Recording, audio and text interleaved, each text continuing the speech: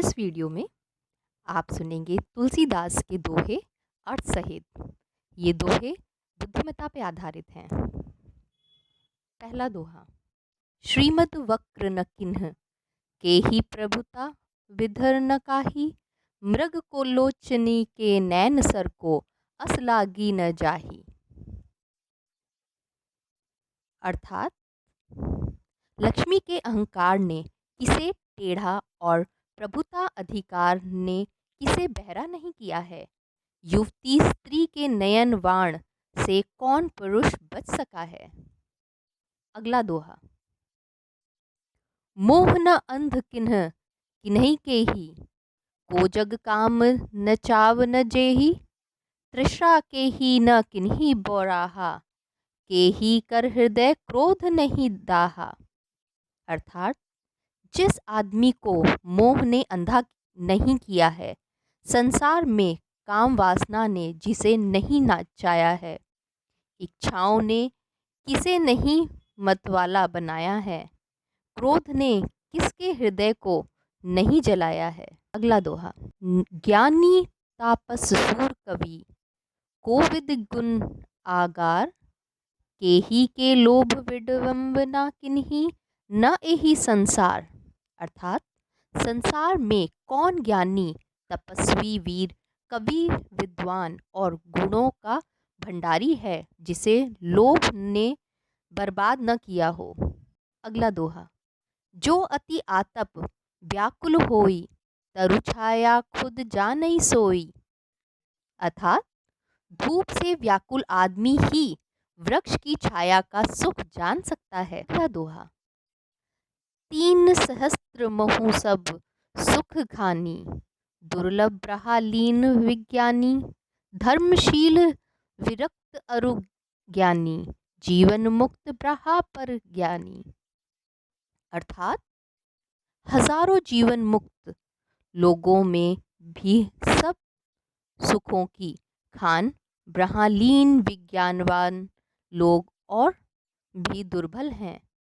धर्मात्मा वैरागी ज्ञानी जीवन मुक्त और ब्रह्मलीन प्राणी तो अत्यंत दुर्बल होते हैं। अगला दोहा।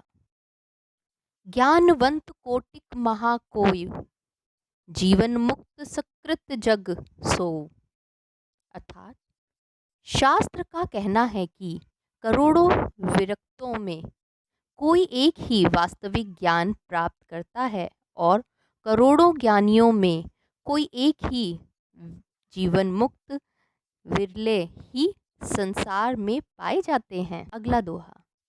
नर सहस्त्र मह सुनहो परारी, को एक होई धर्मवत्रधारी, धर्मशील कोटिक मह कोई, विषय विमुख विरागरत होई। अर्थात हजारों लोगों में कोई एक धर्म पर रहने वाला और करोड़ों में कोई एक संसारिक विषयों से विरक्त वैराग्य में रहने वाला मनुष्य होता है।